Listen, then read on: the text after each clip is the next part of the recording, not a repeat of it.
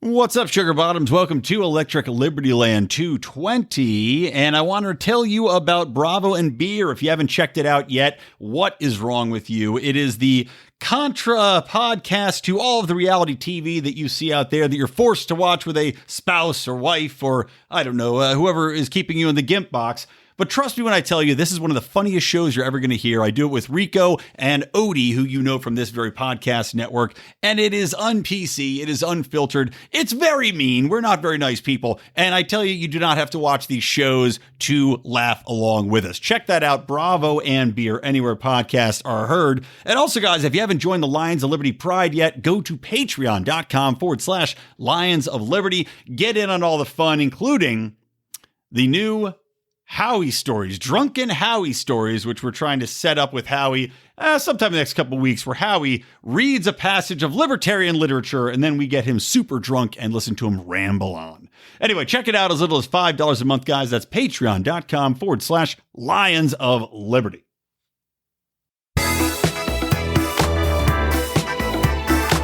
Welcome to Electric Libertyland, here on the Lions of Liberty podcast, your weekly shot of culture, comedy, and liberty with your host, Brian McWilliams. Hey, everybody. Show notes for today's episode, including a link to my guest book, are at lionsofliberty.com/episodes/ELL 220. And also, apologies, there's going to be a little bit of glitching with Grant's audio here. The internet was a little bit fidgety while we were trying to record, but I think for the most part, you get through it pretty easily. It's only kind of here and there, so shouldn't be too hard listening on your little ear holes. All right, everybody. So I am here today with author and cultural anthropologist Grant McCracken. He is the author of a book called The New Honor Code: A Simple Plan for Raising Our Standards and Restoring Our Good Names, which I've been so kindly gifted by his printing company and his publicist. And yes, I did manage to read. So Grant McCracken, welcome to Electric Libertyland. Hey, Brian, nice to meet you. Thanks for having me. Yeah, by all means.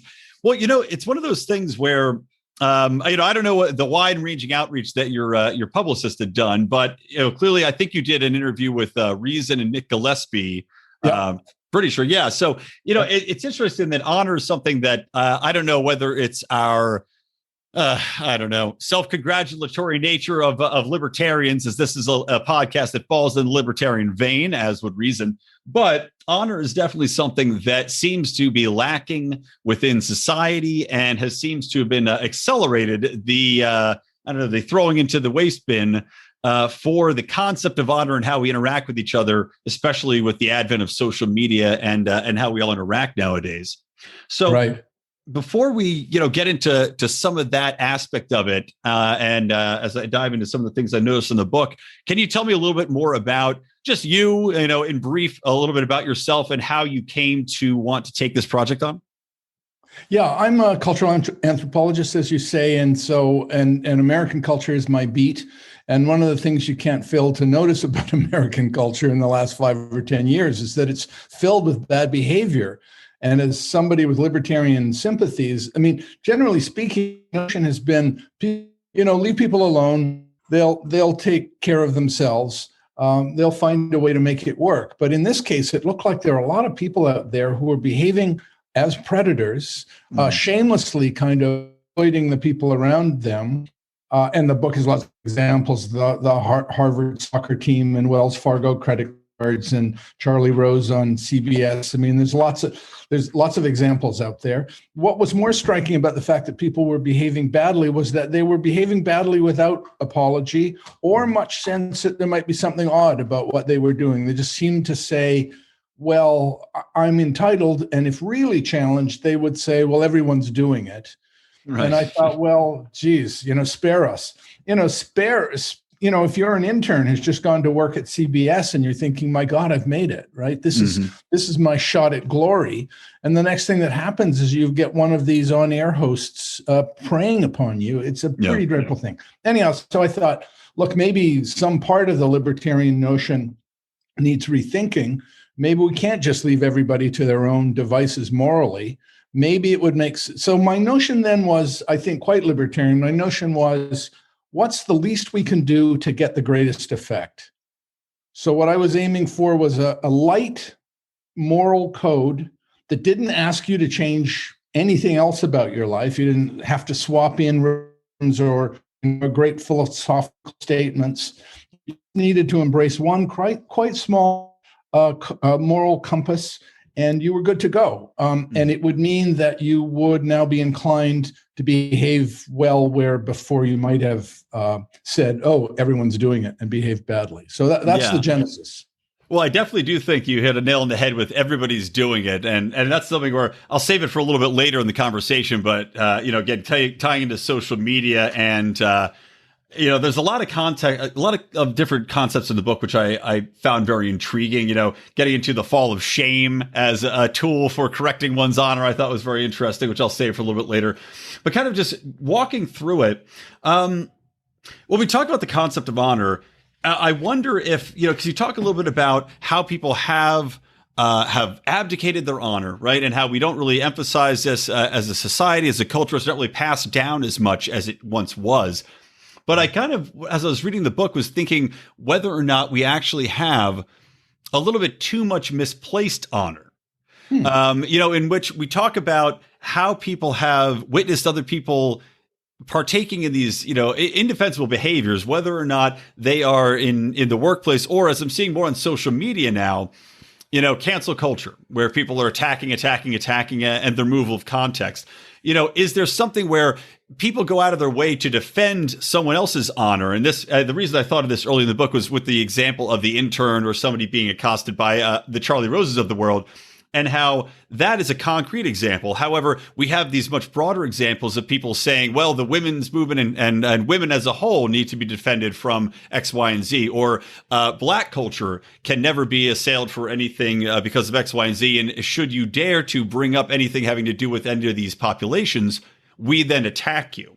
So what do you think about the misplacement of honor and the allocation of outrage? Yeah, that's outrage is just the word for it. And it seems to me that maybe honor doesn't apply well to a cancel culture, because that seems to me not to be a criticism that you have failed your responsibilities to honor, that you've dishonored yourself or your victim. It seems to be more that you have failed an ideological purity test. Right? You said something or you did something, and there's a new ideological code in place. It's not an honor code. It's an ideological code. So I think that's what we're looking at here, is a quite vicious system for social sorting that has been weaponized to serve a certain political position. So it'd be great if honor were part of that conversation, but I think it may be yet another way of excluding it from the conversation. Well, it's interesting, the weaponization of honor. So you have a large portion of the book that talks about the Elizabethans and how honor was bestowed by the Queen on down, and how she had used it. I mean, it was almost a weaponization of honor. You use Queen Elizabeth marching out into the field and basically proclaiming that she was out there. She would stand on the turf and die with her troops. An interesting weaponization of honor, if you will. Are you going to let me, this feeble woman, die on this field, and you're going to sit and watch? But it was certainly a moment of high drama and great courage and tremendous theater, right? It mobilized all of those Elizabethans, drew them to her cause. So it was a great piece of theater. Absolutely. Without a doubt. And to tie that into something a little bit later in the book, so you have Queen Elizabeth going out there and putting her honor on the line and inspiring people. And I wonder, because you talk about one of the concepts, which we'll get to, I don't want to give away all of the new code of honor so that people will buy the book. Please do. Give it away. Okay. Well, I mean, I will. Well, we could run through them a bit later on. But one of the things I made note of was the honor code number 5, which is the focus on internal honor, because you go through several different aspects of honor and how we can resuscitate honor off of the the life support that it's currently on. But I found really intriguing the concept of revitalizing the internal honor, which you had defined as your own moral compass, which is completely removed from external forces. And I thought of this and tied this into the Elizabethan manner in that, when you're doing something to stand up and inspire others, that often can bring the slings and arrows of detractors or of anybody who's not ideologically in agreement with you. So I wanted to hear your thoughts about that and how difficult, keeping that internal honor code succinct can be, especially in the modern era. Yeah, I think it's key as a source of self-respect. So you commit yourself to certain things, and I'm a libertarian there. You decide what things you commit yourself to. You hold yourself to those things even when they're difficult or painful, or even if embarrassing, or they subject you to the possibility of criticism or exclusion. You say, no, I believe in this. I stand for this. And what you get in return is a self-respect, right? You get that sense that you're a person who stands for things, who is a stand-up person, who has made a commitment and honored that commitment. I think the other thing you get, and this is so critical these days, you get the ability to withstand those arrows of fortune that you were talking about a moment ago. Even when people turn on you and vilify you and say, oh, you're a dreadful person for one reason or another, if you know you've done the honorable thing, then you're good. Then, and more than, it's not just that you're good, it's you can stand up to that criticism. If you have truly cultivated your own self-respect, you're now in possession of a precious cargo, right? That allows you to go up against all that criticism and say, it bounces off me. Feels to me very liberating. I'm the arbiter of what matters. I'm the arbiter of who I am and what I stand for. And as long as I satisfy my own personal standard of honor, then I'm armored against anyone's attempt to dishonor me. Yeah. Well, it's interesting too, when you look at, and I apologize, cancel culture is going to play a role in this on almost every level, just because it's so prolific in society today. Sure. But we do see people stand up and maintain their honor and maintain their point of view despite people attacking them. And I've seen several people in mainstream entertainment. I just had Dave Rubin on the show, who has become a very large broadcaster in his own right. But it's people, I've heard many people say this distinct thing where they say, what actually empowered me to go on to become bigger than myself and to build this audience is saying, look, I know there's going to be repercussions for my leaving this and separating from this orthodoxy of thinking, but that has given me, to your point, the armoring I need to say, I'm going to do something new rather than depending on someone else to employ me. It's like, in a way, it ties into an entrepreneurial spirit and an innovation spirit. Yeah. Yeah, very much so. And that takes real gumption, as they used to call it, right? And you fashion a contract with yourself and you satisfy that contract, and you really are, you're mobilized, and you're not just armored, you're mobilized to take risks that might once have intimidated you are now, they're survivable, right? Even if they turn out badly, you're going to manage because, you are, again, the author of you are your own author, as it were. Yeah. Well, one of the things I wanted to talk about too, going off on a little bit of a different topic, is I thought it was kind of entertaining, and I have not watched the Prince Harry and Meghan Markle, or former Prince Harry. I don't know if I think you pronounced it right. I did not watch their appearance on Oprah Winfrey, the interview they did with her, where Meghan Markle had really come out and, from what I've read and what I've heard, just really run the royal family through the mud and had accused them of and all sorts of ill behaviors, or at least accused people that were in the circle of royalty of all these ill behaviors. Yeah. And you have a chapter in the book where you talk about Meghan Markle marrying into the family and how she had to have some inclination of what she was getting into, and how you thought that a little bit it was of her ignoring this code of honor that had been passed down to her by this approach she'd taken, and with her actions along with Harry, eschewing the trappings of royalty. So can you tell me a little bit about that, and then what your reaction? Did you watch the Oprah? I did.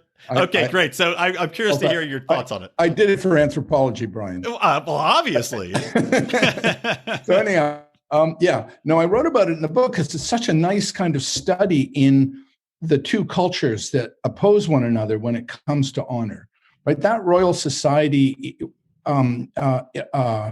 is governed by a logic and a system and a philosophy that's been in place for hundreds of years. And in that system, there's really no individualism. You, as a member of the royal family, you have a responsibility to serve the greater cause that is the monarchy and the kingdom. And it's not about you. It is entirely about the kingdom and the monarchy. Yeah, the line, the royal line. Exactly. And you're the beneficiary of all of the extraordinary wealth and profile that a member of the royal family has. It's not a simple bargain because now effaced. It really doesn't matter who you are. It's not about you, about your responsibility. Whereas Meghan Markle, clearly, first of all, she's an American who's come up in a feminist era, a feminist who was socialized by, a California culture, which is really individualistic, to the kinds of schools, places dedicated to, cultivating the flower of individuality. And so she sees herself as most Americans, I think, do. Our notion is, hey, we decide who we are, and no one's the boss of me, right? Mm-hmm. That's the standing idea, is that we make our own choices about who we are and how we want to live. So you take this woman who is the product of an intensely individualistic culture, and you insert her into a royal family that says, no, you don't get it. We really care about you as Meghan Markle person, the creature that you are. We just want you to sit there at the dais and eat yet another rubber chicken because you're here to celebrate Badminton England, which is, an august kind of institution. Only the English still play badminton. But her job to be ceremonial, effectively. It's for her, I'm sure it felt as if her Tussaud waxwork moment had come early, right? Mm-hmm. That's what they were asking her to do. They were going to wheel her in, wheel her out, show her off. But no, she didn't have a voice. And if she got into emotional, that's the thing you missed in the interview, is that she says plaintively, but persuasively, this effacement of who I am as a person really cost me something in terms of my mental health. And in America, that's okay. If you're having a mental health difficulty, it means that your adventure in the world of individualism has, you've got it up on two wheels there for a moment, and you need a professional to help you get all four wheels back on the ground. Yeah. In England, it's like, God, this is embarrassing, and you failed us and you failed yourself. So she complains about that, but it seems to me that this is a classic standoff between cultures. And I understand that some think she was engaged in special pleading, and she was insisting on a fragility that, is a little too self-indulgent. I didn't actually buy that. I thought she was forthright. I thought she was intelligent. I thought she was, a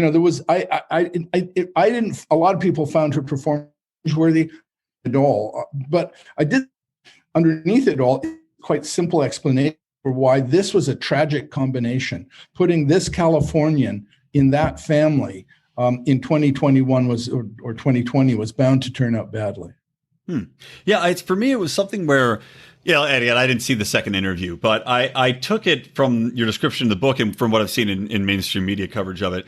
It distinctly did strike me as somebody that, for me, I look at it, and to your point about the two different cultures, it did seem to me that if you, anytime you enter another culture, if I was to move to another country, I would definitely look to see what the cultural norms were as far as the ways in which you act. Moving into, the British royal family, one of the most high profile societies, you're whether she did it for love, let's say that she did it purely for love and not for any sort of self-aggrandizement there. And not for the publicity manner of just being extra super famous. You still, on some level, I would think, would have to know that you need to respond and act within this certain framework that has been put in place. And by disturbing that framework, you are basically threatening to tear down everything that's stood for so long. And for so many people in that culture, the Brits still love their royals to a huge extent. And you're Canadian. I don't know if your feelings about the Queen Mother are favorable or not. But clearly, these people have quite a bit of institutional and emotional cultural investment in this for you to come in and suddenly upset the entire apple cart. Right. Seems a little bit off-putting. I think she went in with the best of intentions and understanding that this was new demands that would be made of her. She would have to make sacrifices. But there's a crucial moment in the interview that really gives you a glimpse into what was happening to her. The first time she met Elizabeth II, she was told, as Harry's grandmother was approaching, she was told, listen, the Queen is coming into the building, and are you ready to curtsy? And she was stunned, because her notion was, well, curtsy, sure, fine, that's fine for the outside. But when we're together in a private moment, we don't need to curtsy, right? And they looked at her like, you curtsy. So I can understand that. Exactly. I think that's a forgivable error. I would have thought, hey, once we put our feet up and let our hair down, we can dispense with the curtsying, but apparently not. Wow. Weird. Well, on the topic of celebrity, that also plays a large role in the book. Talking about, and I particularly, as somebody who moved to Los Angeles, which is where I'm based, to become a writer, I still write. I'm still trying to enter that aspect of the business and escape my 9 to 5. But when you talk about how people have gravitated towards celebrity actors. In particular, I use my highlighter on the line that said that people citing writers specifically as models of inspiration had dropped to something like 4% from where it was decades ago. And of course, every time I watch the Oscars, it infuriates me that writing isn't the most important thing of all, because none of this would exist without people writing and so here. Yes, that definitely was, I think, a large portion of the book. So why did you key on that so much when you were working on it? Right. I think it's fair to say that our culture is a celebrity culture, and you compare it to what we were in 1850.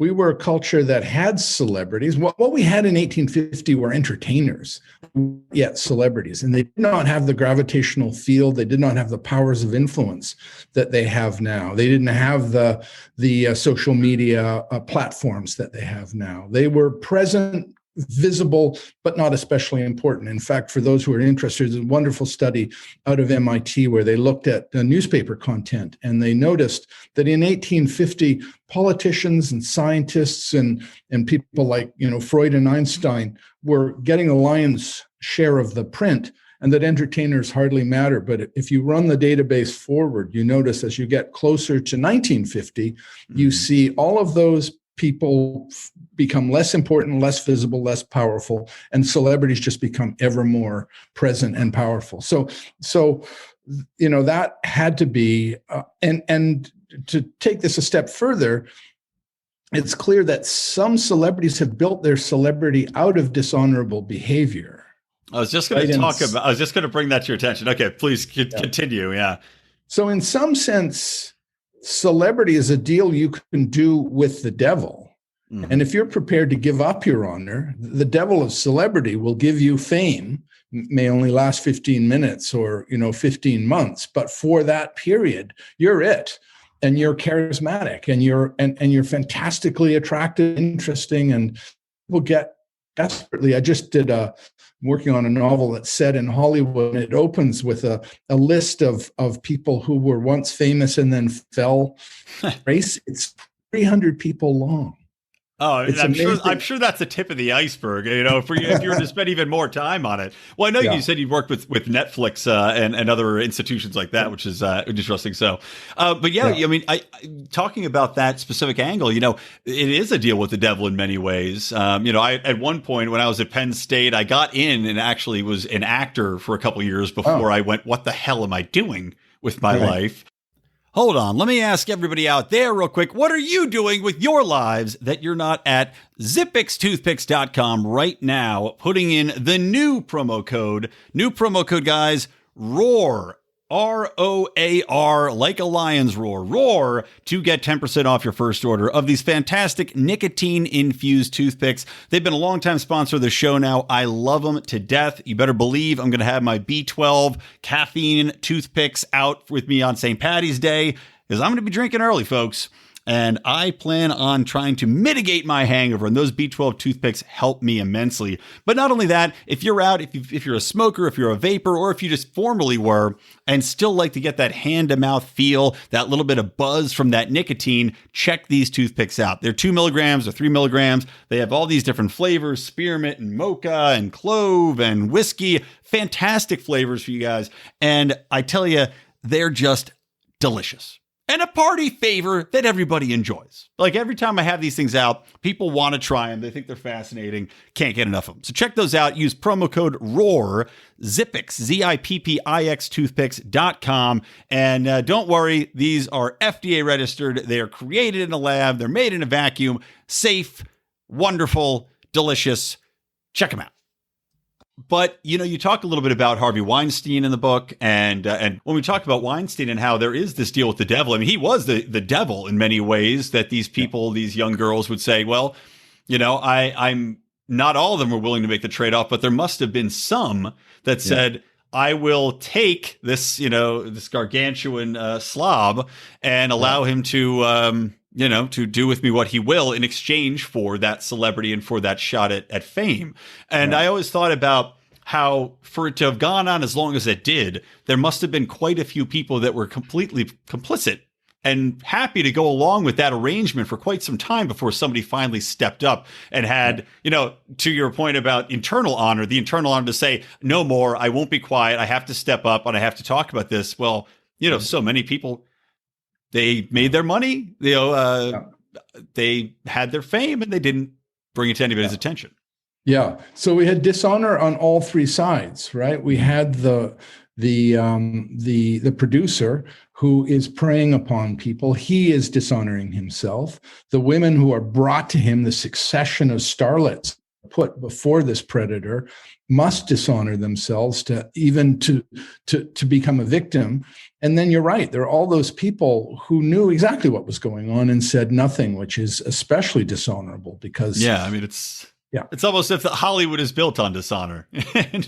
No, exactly. We live in the cathedral of dishonor, at least I do. You're on the East Coast. No, but it's true that the Dream Factory has some very ugly realities beneath it. Oh, without a doubt. Yeah. Well, so let's talk a little bit more about, one thing we talked a little bit about, the concept of displaced honor, and I want to tie this into social media honor, and almost, that concept of taking on someone else's woes as your own in order to garner honor, which always reminded me a little bit of, there's a Monty Python in the Holy Grail, if you're familiar with that film, where Lancelot charges into the castle and he's stabbing everybody, just, stabbing people in the face and punching people and throwing them downstairs. And he kills just about everybody in the castle. And he gets to the damsel in distress, who turns out to be a man, which to Lancelot is unfathomable, and not at all what he expected. So he's gone through all this. He's murdered everybody in his path to save somebody that wasn't what he thought he was, and frankly, probably wasn't even worth his going in the first place. That reminds me a lot of what we see in social media and people trying to glean honor from the woes of others or from a misplaced understanding of what the problems are and what they need to defend. Do you have any thoughts about that? And, do you think that ignorance and an emphasis on immediate gratification of honor is something that is impacting the grander revitalization of the concept? Yeah. I mean, clearly we're in a moment where the middle of American culture, which was that most people to be, they were comfortable there, has been evacuated and been driven to the left and to the right. And they now go at one another ferociously. I did a project for the Ford Foundation a couple of years ago, and it was just getting started then. And now, of course, it's everyone, both sides have flamethrowers, and that's the only way they can communicate is trying to torch one another. And that, again, I think that's, honor is, in a perfect world, it's a modulated and modulating thing, right? It helps us make more sensible decisions and sit there and think, how do I want to play this? What is the honorable course, and who benefits and how do they benefit? what do I owe, the community, and what do I owe myself, and lots of questions going on, as opposed to just this notion that I am indisputably on the side of the right, and everybody who disagrees with me is a monster is a living kind of testament to how stupid and dumb and corrupt and craven a person can be. That was the weird thing about the Ford Foundation project. People loved feasting on their indignation. They just loved being indignant. It's what they that was the payoff for them, was being able to scorn other people as being complete idiots. And God knows I've indulged in that myself. But in a more sensible America, I think it makes some, if everyone's taking a somewhat more measured position, then we're in a position to say stuff like, well, I don't like where you ended up with this argument, but I kind of get what you're saying, and I sort of, and I respect your right to say that, or I respect your right to be wrong.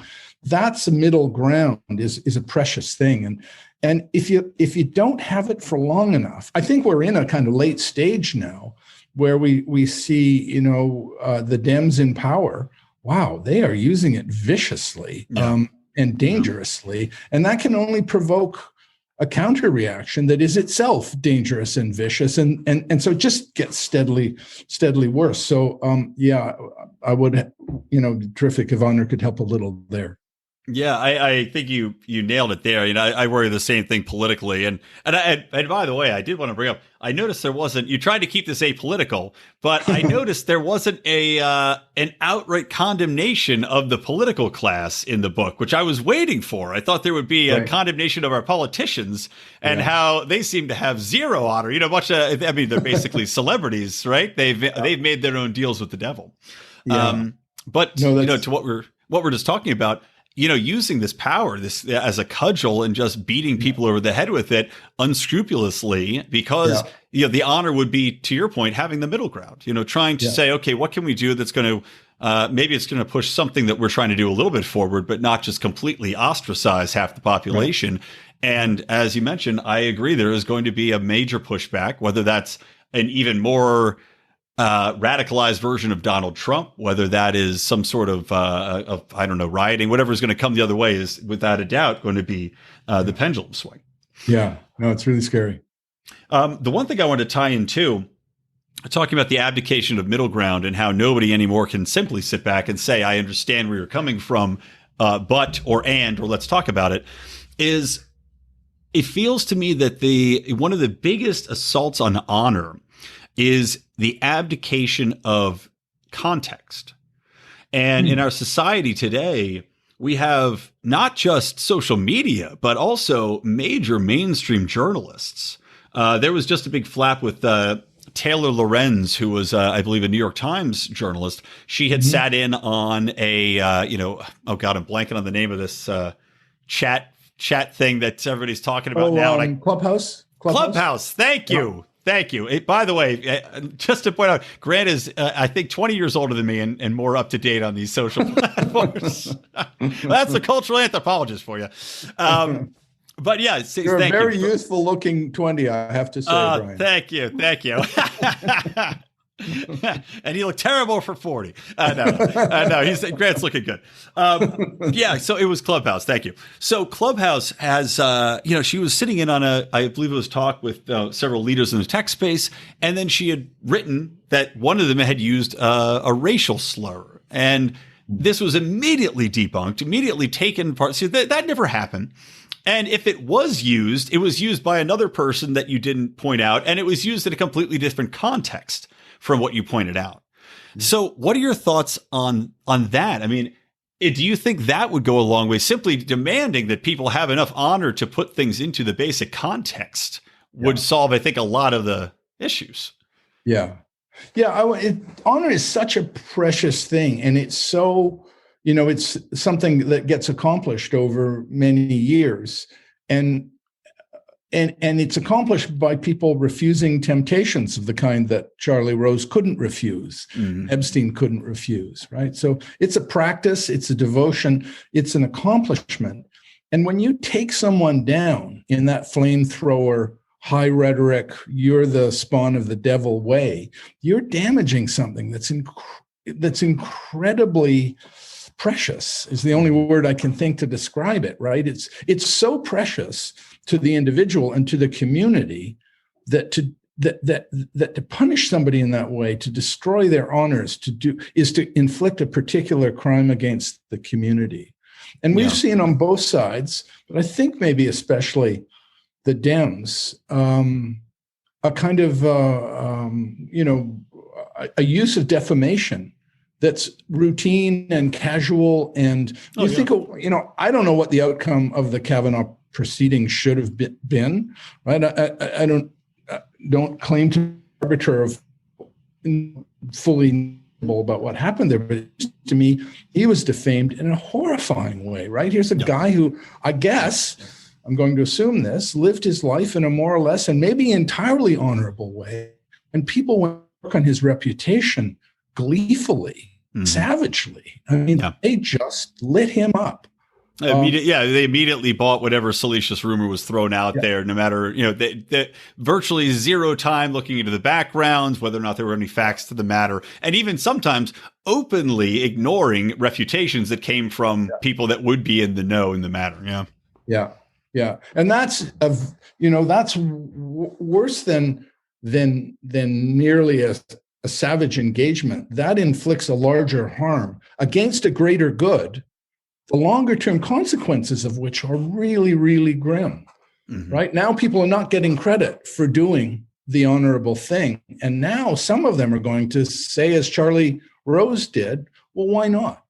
Everybody's doing it. Or in this case, I'm not going to get credit for good behavior in any case. I'm going to be vilified. That will be the standing presumption, is that I did something wrong. So what's the point of not doing something wrong? I mean, that's what I hope the book might do, to the extent that we build a kind of reputation economy and people work hard and they build up a reputation, they accumulate honor, and they're seen to be a kind of stand-up person. That to make that happen, I think is a way to to build a reputation economy. Really is a way to start drawing honorable behavior out of people. But more to the point, and if this is all you do, just to create that shadow of a doubt where some media executive is about to prey upon an intern, right? And they think to themselves, oh, so maybe this could cost me. Right. As it stands, the damage inflicted by this criticism in, say, a Me Too movement, some of those people were properly, taken down and effectively destroyed as public personalities. But some people, kind of seem to carry on. And that's, I think, well, that's what Me Too did for some purposes, is set a new standard. It just says, listen, we're coming for you. If you behave this way, we're coming for you. And we're punching your ticket as it were. You're no longer welcome in the public domain. So I think that's just the necessary work of a sensible society, I think. Yeah. Well, let's talk a little bit more about this honor economy and your thoughts about, what would that look like? How do we put those pieces into play? And maybe this is where you could talk a little bit about some of the portions of the honor code and work them in. Right. Yeah, the book sort of came from a couple of sources, but one of them is a neighbor who lives a couple of doors down. His name is Bob. He's got a dog. I love Bob. Yeah, I love Bob in the book. So I just go for a walk with him, and we'd fall into conversation, and we'd pass the Little League diamond, and he'd say, "Oh, I helped build that." And we'd go by a school, and he'd say, "Oh no, I helped there." And we'd go by an old folks' home. Bob has been active there too. It's like Bob is everywhere. It's like I'm in an episode of a Frank Capra movie, right? It's a Wonderful Life, and Bob is everywhere. But what's more remarkable about the fact that Bob is quietly kind of active in his community is that it's total. I didn't know.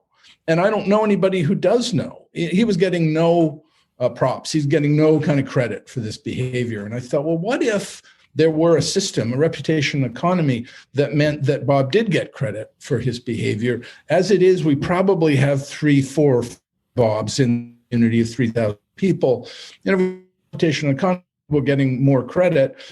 Maybe what if we had, 40 or 50 bobs, a lot of boats would rise with that tide. So that was the idea, was to build is to persuade people to honor those who honor them with these contributions.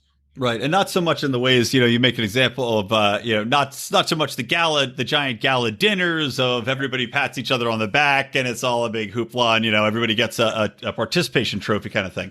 Yeah. But, it used an example, which I thought was interesting, because when I was reading it, I was, my libertarian brain kind of goes to anything revolving economic matters and, okay, economies, how would that work out? So I was thinking about it and use an example of, in your local regional or your regional next door, which is a popular, my wife uses, and I'm on there to argue with people by putting stop signs up. So, the next door, but having a subcategory that might work where you have a board where you share people's good deeds or you give people the credit that they deserve, and how that could entice people to then, in turn, look to do more active good, look to give their neighbors credit for the active good that they've done, et cetera. So, how could we scale that larger? Or do you think that that's something where it has to remain on a very localized level for it to be effective? I think local is plenty, right? I mean, that's one of the things that technology makes possible. And we thought that social media was going to revolutionize the Middle East, and it didn't. But maybe where it makes its real contribution is in making small communities feel and act more like communities. And it's so effortless. As you say, next door is a simple act of people communicating with one another to communicate a whole variety of things, but it's almost costless. It's almost frictionless, right? From an economic point of view, it costs you almost nothing. It costs you nothing in terms of money and almost nothing in terms of time to put your oar in.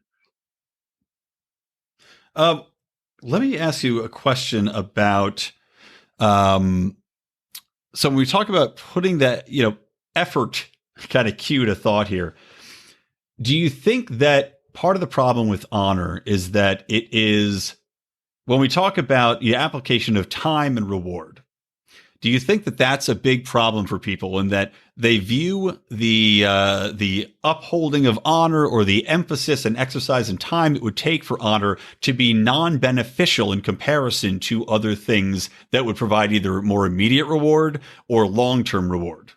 Right. I just have finished another book called The Return of the Artisan. And so I was studying artisan communities around the US, and it's really interesting to see the way they do it. Everybody gives from their own table, their own little enterprise, to the larger community thoughtlessly and just generously, and they're not keeping track. They're not keeping score. But they also have a sense of their own domain, which they treat very much as their responsibility and their world. And so they have this kind of duality. I came to think of it as a dome above and a grid below. The dome above is everything you give freely and without expectation to the general community. And then you have your own little domain that you are responsible for. So the idea was that there's some special pleasure in giving generously. And this idea that, listen, we're now going to keep track of, you helped set up the farmers market for 2 weekends last month. So the community now owes you a free bushel of Brussels sprouts, right? That bookkeeping, bean counting exercise is just agony, right? Nobody wants us to do that. It's just dumb. And so the idea, the happiest artisans just give freely, even as they reserve unto themselves a little domain that is absolutely their responsibility, and nobody else is welcome to stick their nose in. This is especially clear in Kentucky, right? This is what I give to everybody. This is what I keep to myself. Let's be clear on the difference, and don't you dare confuse the two. So anyhow, does that answer the question? I think it does in a way. I mean, I was thinking, it's more because everything breaks down in a lot of ways to, time preference. So I think that does answer the question partially in that the time preference is what you keep versus what you give away is definitely comes to bear. But I guess to me, it's like when we think about the economic aspect of it, again, putting the time in and the time versus you have to spend to build up your own honor, to honor other people, and whether or not that will have the benefit. But I guess we're operating under the premise that once you put in the time and the effort to build the honor up, once you get other people to buy into the concept, everybody benefits. Again, that tide that raises all ships type of concept. Right. Where we all will benefit, our society will be better, and there will be opportunities, probably business opportunities that can result from it. As you realize people have honor, they're trusted business associates, they'll do you right, they'll work hard, and allocate money. Yeah, that trust piece is a big piece of the commercial, obviously, and for a very long time in American circumstances, especially, you could depend upon somebody delivering on their word because their honor depended upon it. Right. And so a case in which honor has been working for centuries to underwrite, to underscore an economic transaction. Mm-hmm. And it's one of the things too you talk about in the book, that so many times in society now we ignore that trust that has been built up over decades, whether it's a business or just with your neighbor. Right. Where a guy, kind of ties into the context thing, kind of ties into a lot of things. Your neighbor who you've known for decades now, we see them turn on each other because of the politicization, because of social media. Yeah. COVID had a lot to do with it, where people aren't seeing each other on the street because everybody's scared to walk around. Right. So it's interesting. But one more thing I wanted to talk about, and then we have about 15 more minutes. So I want to let you talk more about the actual code. But I wanted to bring up one more thing that I had roughly referenced earlier, which is the abdication of shame as a tool to encourage honor. And I'll couch it in this way, in that I've seen shame, there's like an all-out assault on shame as a tool for getting people to behave the right way. You're no longer allowed to shame somebody for being 700 pounds. You're no longer allowed to shame somebody for, being hammered on a Tuesday because that person they have a problem. They are an alcoholic. That person, you don't know what they're going through. Fat is beautiful. Do you think that shame needs to make a comeback to help us all move forward with honor and get people back on the right track? Yeah. No, I think shame is definitely due a comeback. And we don't want to use it for all purposes. Some people truly are the victims of forces larger than themselves, things they can't control. Yeah, of course. No point of shaming them. But it becomes a shield, that whole I have a problem, hate speech, for everything becomes a shield where, words are violence. Yeah. So you're not allowed to shame anybody type of thing. Absolutely. And there's a therapeutic community that says, we must always allow people to, America is a place of second chances. It's our responsibility to be large and generous. And I think that's crap, actually. I think it's wrong to suggest that every kind of behavior is finally okay and that it has to be finally forgiven. I think about a guy like Lance Armstrong, corrupted his sport. Stole medals talking about stolen valor. He stole medals from the people he competed against. He held up an example that potentially, to the extent that American youth, admire the guy, corrupted American youth, it's a pretty disgraceful performance and a really shockingly arrogant one, right? When people called him on it, he said, no, I'm faultless. I never did anything. Blamed other people. Now, the comeback that I hear from when I use him as an example is this idea that, everybody is doping in sports, right? Or at least in cycling. And I think, that cannot be the answer, because all you need, are 10% of a sport doping and winning as a result. And then you've got 100%, get in, right? It's a slippery slope. Yeah. A significant visible number of people are corrupted and corrupting and dishonorable. And then everybody's obliged to either give up the sport or be dishonorable too. And that's a special order of corruption, right? Where you're not just corrupting, dishonoring yourself and your sport, but you're forcing other people to be dishonorable too. There's a special place in hell, and there should be for people like that. There should be a special place in our society for people dishonoring themselves. So there's no coming back, right? You do something that vile, you're done. You're done for. And so that's where I think shame deserves a comeback. Yeah, no, I agree with. All right, well, tell me real quick. There's 10 of them. I don't know if you want to go through all 10 or if that's easy or difficult to do, but there's 10 essential codes codes. The new honor code, 10 steps. I'm trying to think what exactly you call them here. I don't have my book right in front of me to flip to it. Right. 10 principles to bring back honor. Can you tell us about those to close Yeah, this I don't know that I can remember all of them. That's all right. That's all right. Well, I can. Here we go. I do have the book. I just didn't want to waste time flipping through it. So there are, like I said, there are 10 of them. I'll key on a couple that stood out to me. Maybe that's a little easier. Okay. So I did like the first one, which is honor. Basically bringing back the concept of it. So tell me a little bit what you think about, or what do you mean by that? Right. For those people who say, "Oh, it's all about self-interest," right? Or it's all about doing what you can get away with. Those are enough to deliver the moral behaviors we want to have in the community we live in, right? I think we need to say, actually, we need some moral code. It doesn't have to be honor, but we need something over and above self-interest and to draw out of people good behavior, because the bad behavior is accumulating and it's getting stabilized. So it's kind of, in the sand is called for here. And so let's honor some moral code that helps stop the slide. Yeah. One of the ones that I liked as well. Well, actually, there was one that I found kind of interesting, which is you have find your roles, find your rules. And this is one I meant to bring up a little bit earlier, because you talk about roles in society and how that's something which, largely has been kind of kicked to the curb, where nobody wants to seem like they fit into a distinct role. And it kind of ties into the Meghan Markle example. So you say, find your roles and find your rules. And you say some honor comes from being true to the roles we assume in life. So can you talk a little bit more about that? Yeah.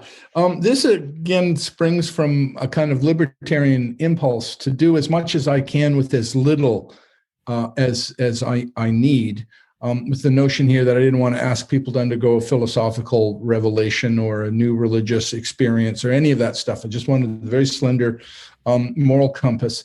And in this case, the simplest, everybody knows that they are identified in the social world by a role. Right, we're a father, we're a son, we're a spouse. In my case, an employer, an employee, a teacher, whatever you are, you are identified by roles, and those roles still have in them, like, this is vestigial stuff, right? It's still kicking around in us. We know what our roles are. What's interesting about roles, this is kind of a sociological truism, is that role comes with rules. Right. And sorry, say that again real quick. Sorry, you digitized for a second there. What was you said it's a sociological truism, and then I missed the next line. Right. It's a sociological truism that every role comes with rules. Right. So you can consult. So if you're an executive at CBS and you're working with an intern, you have pretty clear roles, and those roles have rules like, do what you can to advance the education of the intern. Don't just force them to go get coffee, right? Include them in proceedings so they get a chance to glimpse the profession they might someday join. There are a few set of rules. There are also injunctions like, don't sexually abuse the intern.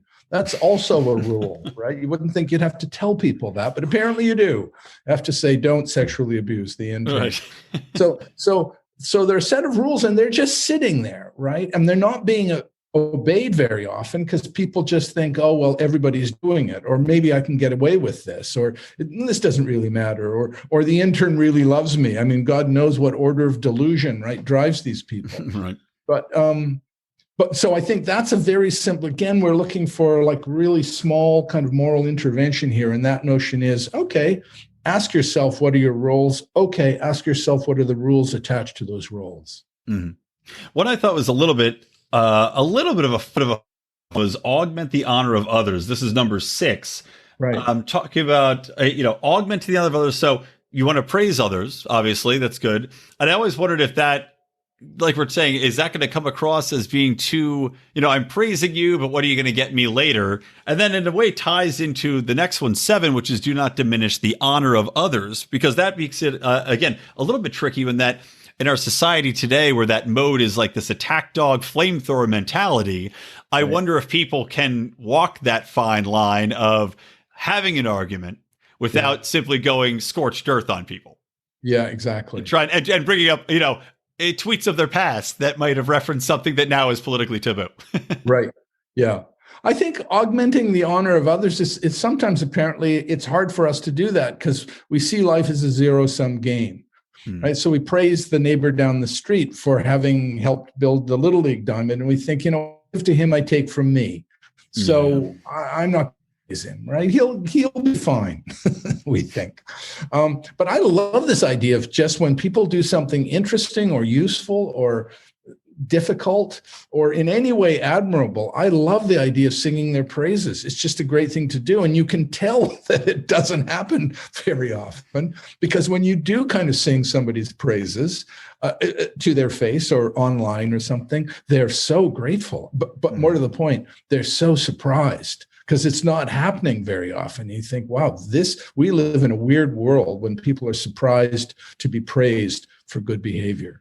But then the other thing here is, as you were saying, the other law here is don't diminish the honor of others. And that's almost the first order that's almost the point of gossip, right? People sitting around saying, well, he blah, blah, blah, she blah, blah, blah, tearing down other He built that baseball diamond, but he beats his wife. Right. Finding some way to diminish just seems to me kind of tragic. I know it makes people feel better, but if cutting somebody down makes you feel better, what is wrong with you?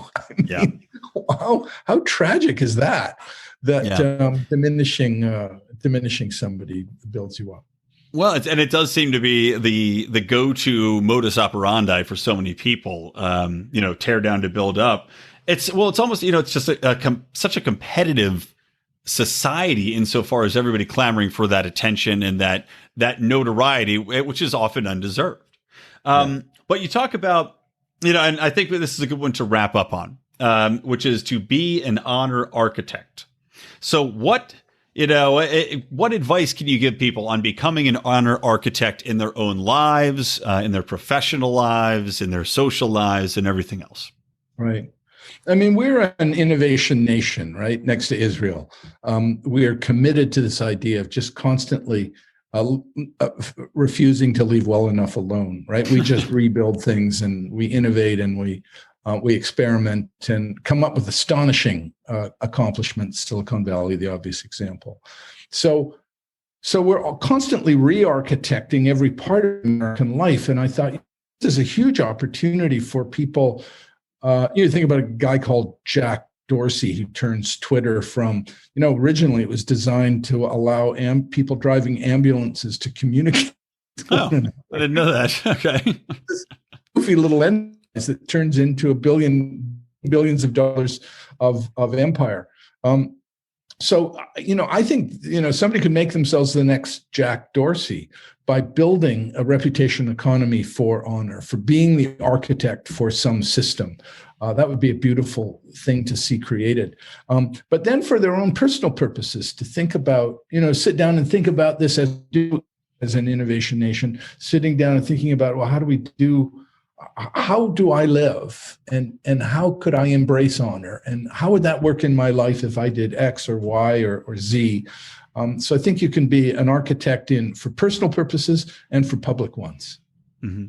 Well, I will say, it's something where I've read about, Going back to that, not tearing people down, not being so just resentful. That's something you'll hear a lot of people that are entrepreneurs, that are business leaders, leaders of men and women, say that that's a real turning point in a lot of people's lives, is when they stopped being resentful and started being happy for other people's accomplishments, for celebrating other people for who they are, for being a better friend, a better father, a better parent, a better spouse. And I think that really ties into a lot of that. And it's something that people overlook. They frankly overlook it. And it feels to me like a piece of, I'm no expert, and correct me if I'm wrong, but my sense of some part of the mission to say, I decide my own circumstances. Anybody else. Yeah. And I think resentment is a great way to turn over your sense of self to somebody else, right? When you feel injured or judged or something and you carry that resentment, you're allowing them to define who you are. And there's that moment of great liberation where you just say, I don't care what they think about me. I'm choosing to decide who I am, that I'm the arbiter, but more to the point, this is my entitlement. This is why I'm a libertarian. I decide for myself who I am. Yeah, I think that's a fantastic way to wrap us up. I love it. So, guys, the book again is called The New Honor Code: A Simple Plan for Raising Our Standards and Restoring Our Good Names, from Grant McCracken, our guest today. Grant, thank you so much for coming on. I really enjoyed the conversation. Brian, it was my pleasure. Great questions, a really stimulating conversation. Thank you very much. I do what I can. Reading the book always helps. That's my tip to other people out there. All right. Thanks. And, if you have another book come out, let me know. I've got one coming, so I will let you know. All right. Beautiful. So there you go. That was Grant McCracken with The New Honor Code. Hope you guys enjoyed that interview. And like I said, I will be doing more solo episodes with just me ranting and raving. So don't you worry your pretty little heads about it. Those will be back. I promise, at least 2 weeks in a row of ranting and raving, Brian. But before we leave you, I want to tell you about a guy that I am very fond of, Tyler Colford, a.k.a. Crypto Man. He has an awesome song called #FreeRoss, all about Ross Ulbricht. All the proceeds from this song, I'm going to play you a quick snippet of before I take you out. But all of those proceeds go to Free Ross, for the Free Ross, the project, to helping him get out of jail for basically a victimless crime of having the audacity to run a server to allow people to interchange goods without government oversight and for things they happen to frown upon. So let's give him 3 life sentences. Absolute madness. And also, you're going to be able to hear him on another track that he is actually collaborating on called First World Problems. It is a track from Intrinsic, and that's going to be coming out very soon. I'll keep you posted on that, guys. All right, here's a little clip from Free Ross, and then I'll take you out full. Ross Ulbricht is serving 2 consecutive life sentences plus 40 years for creating a means for individuals to anonymously make online exchanges using Bitcoin. His actions did not create victims. For nothing more than creating a marketplace, the government locked him up and threw away the keys. Let's get Ross pardoned and get victimless crimes off of the books. #Free Ross. Free Ross. Free Ross. Free Ross.